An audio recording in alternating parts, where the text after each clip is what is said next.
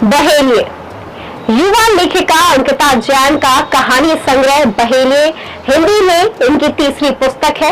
2018 में प्रकाशित मैं से मां तक जो औरत के मां बनने का अनुभव यात्रा है, बहुत सराही गई। इससे पहले प्रकाशित कहानी संग्रह एक ऐसी वैसी औरत भी लोकप्रिय हुआ। 128 पेज की किताब राजपाल पब्लिकेशन से 2020 में प्रकाशित हुई है। तो करेंगे किताब पर रिव्यू। आमोशी and you watching Bookbaaz. If you have not subscribed our channel, please do subscribe and don't forget to press the bell icon.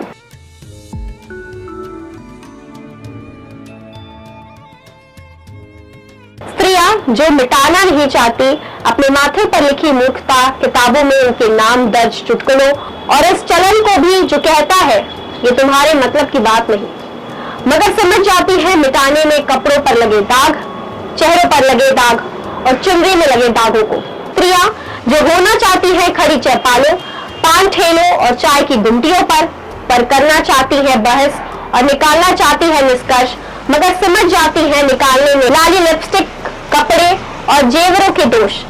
कौन है ये स्त्रियां? क्या ये सदियों से ऐसी ही थी या बना दी गई है? अगर बना दी गई है तो बदलेंगी कैसे? बदलेंगी मगर सिर्फ तब जब वे खुद चाहेंगी बदलना, सिमटना छोड़कर।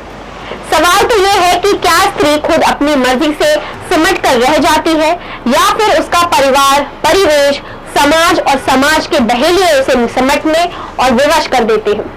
ये कहानी संग्रह उन सभी स्त्रियों की कहानी है जिनके जीवन में बहेलिये आए, उन्हें कैद करने की कोशिश भी की, मगर क्या वे कैद हुई? यह जरूरी नहीं है कि इन कहानियों में बहेलिये सिर्फ पुरुष ही हो।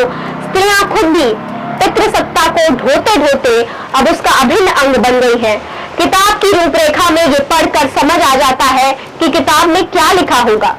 बहेलिये जिसका अर्थ होता है शिकारी, हंटर, जो चिड़िया को अपने जाल में पकड़ना चाहता है, उसे कैद करना चाहता है, उड़ने से रोकना चाहता है। बहेलिये 7 कहानियों का संग्रह है, पर हर कहानी में अलग अलग बहेलिये है। ये बहेलिये कभी पुरुष हैं, तो कभी सामाजिक बंधन और बेड़ियां, तो कभी मजहब की दीवारें, तो कभी संकुचित नजरिए, जो ना जाने कितने ही देश में स्त्रियों के सामने आते हैं, उन्हें पिंजरे में कैद करने। बहेलिये के 7 अंश कुछ ऐसे हैं। मजहब, प्यार कितना छलिया शब्द है, अपने नाम पर कितने ही जिम्मेदारी और दुनियादारी इंसान से निभवा लेता है। एक पागल की मौत। बस्ती के घर अलग अलग थे, मगर शांति का कुछ टुकड़ा हर घर में किसी न किसी रूप में बसता था। रहना बीती जाए। जो लोग अकेले खुश रहना सीख लेते हैं, उन्हें फिर साथी की जरूरत महसूस कराना उतना ही कठिन है जितना किसी भरी हुई नदी की धार को। कश्मकश। इंसान ऐसा ही होता है, पहले अपने चाहतों के लिए कटुता पालता है, जिनसे उसका अपनत्व का नाता होता है। मन ही मन उसका बुरा चाहता है, फिर जब ऐसा होने लगता है तो वह अपराध बोध से घिर जाता है। कन्यादान। परेशानी में इंसान भगवान को याद करता है ताकि अगर वह परेशानी से ना निकल सके तो सारी जिम्मेदारी भगवान पर थोपी जा सके। प्रायश्चित। हम इंसान पहले गुनाह करते हैं, फिर जब उनकी सजा मिलती है तो पछतावे के आंसू बहाते हैं। बंद खिड़कियां।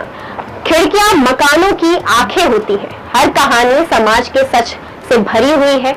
मजहब के जंजीरों से जकड़ी हुई, अपने प्रेम को हासिल करने की चाहत रखने वाली जूली हो या पूरे गांव की सेवा करने वाली शांति, 28 की उम्र बीत जाने के बाद अपने मन मुताबिक शादी ख्वाहिशें रखने वाली मीरा हो या हरिया से बेइंतहा मोहब्बत करने वाली रानी, अपने बाबा से निस्वार्थ स्नेह करने वाली सुमन हो या फिर बेटी के भविष्य को सुरक्षित करने के लिए जान देने वाली मां सुन्नी हो या बंद खिड़कियों को तोड़ने वाली छवि।